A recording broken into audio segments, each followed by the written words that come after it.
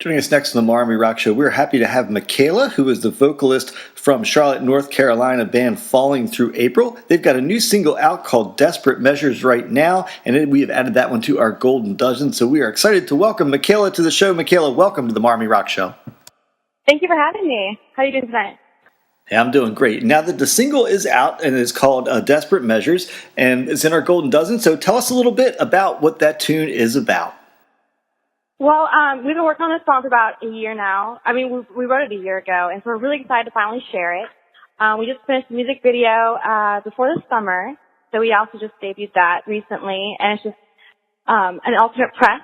It's online, altpress.com. You can check it out.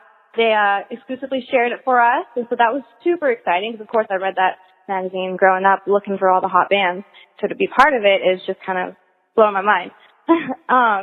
But the song to us, too, a little bits and pieces of it all mean something to us. We all had a piece in it to writing.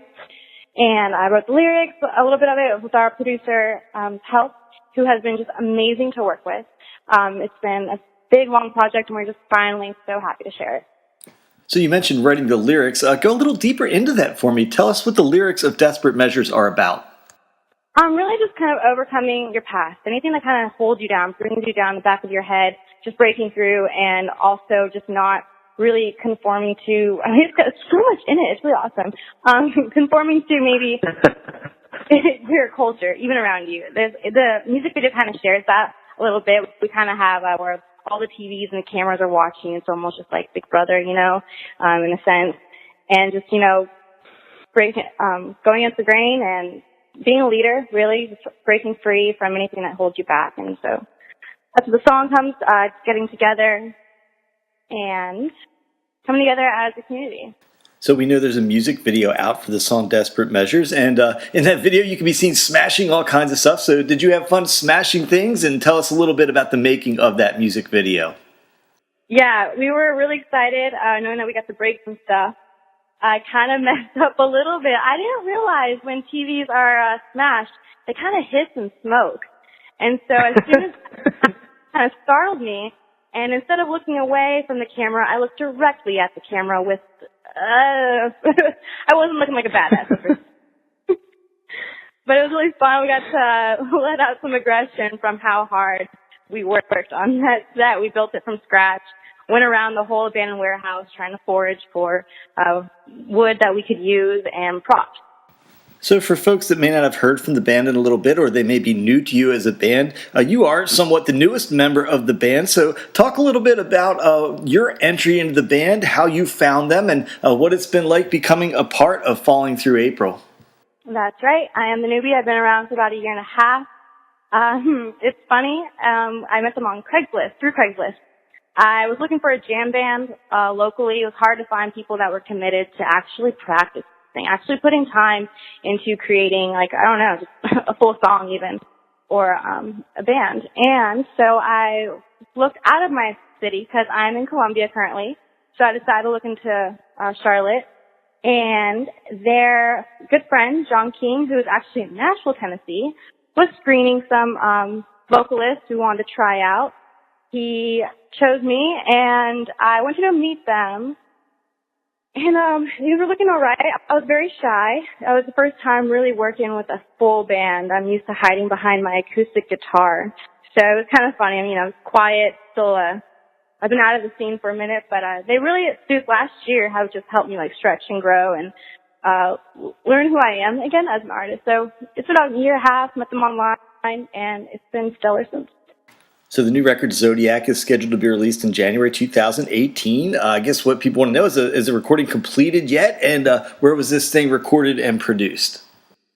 Yeah, we recorded, and now we're just all talking about, how we want it to sound with edits and mastering, all that in the process of being wrapped up. I think we have about 2 more tracks to discuss and polish. And then we're going to release it, I think, mid-January. We're hoping for the best. And we'll start a tour around the same time to release it and kick it off. That song is going to be really awesome. We're going to have an acoustic track on there for you guys. And that's my favorite thing. So I started off in music, me and my acoustic guitar. So it's going to feel right. It's beautiful, too. I got to be in a big part writing a lot of the lyrics, which is basically really why I wanted to be in music, just to, express yourself and be heard when you don't feel heard in the day-to-day scene. So you mentioned about the acoustic tunes, and I know a lot of bands record those things, specifically for those morning radio show performances where you do them live. But talk a little bit more about the acoustic tunes and the influence on this band. Sometimes we are invited to acoustic sets. Recently, we did what was it? It was Speed Street up here in Charlotte. We were invited to play there, and we did an acoustic set. So, there might be certain occasions where it's suiting, and I usually also as a solo act, or if we want to just keep it mellow, we'll go the acoustic way. We've written 2 of our songs already into an acoustic song. But otherwise, we would choose covers. My fave. Now you mentioned that acoustic kind of background is really your background as a musician. Are you that gal we see sitting in the bar doing the solo tunes most of the time? And what kind of influence has that acoustic performing had on the band? Well, I grew up with a karaoke machine in the house, so there was always a lot of singing. My father and his father, my uncle, all played acoustic guitars, so I just kind of naturally wanted to pick that up. Like most people, we started off, playing in church, trying that out. It's a safe place to learn your ways there. So, I started off with the microphone 2 feet away from my face while I'm still trying to whisper into it, very, very shy. And so I just started writing and playing more, and my friends really, as I grew up, kind of built me up and we really enjoy what we're hearing, and if I can give you goosebumps or make you cry, I felt like I was doing the right thing. And so I just kept on with it. From there, I moved to Vegas and tried, playing local venues, House of Blues, maybe even busk a little bit to really get to know the people, and that was awesome. Just doing it just to play for people, So from there, and I'm like, I want something bigger. I want to be heard. I want to be on the big stage. I want loud music. I want to play rock, because I personally can't play rock music, but it's my favorite. So I found the guys, and I couldn't be happier to move on from the acoustic stuff in local bars. So with you joining the band, let's talk stylistically about what influence you might have. And folks that may know the band in the past, how is this album going to compare stylistically to what we've heard from the band in the past? I would say I've softened it up a little bit. We are going with a little more, so our inspiration right now is kind of, if I can name drop, Paris. I just love how, there's a lot of keys and effects and just dramatic music in that. And so we are kind of veering away from alternative rock. We do, of course, want to create almost a new style. It's funny, this album Zodiac has a little bit of everything. A little bit of, some of the guys and myself who might be like, I like this song more than you do. Well, I don't like that song a lot. We all have our favorites, and they're all just us. I love, though, my producer doesn't like this, but, he says we have an identity crisis. I think it's a good thing, a little bit of everything.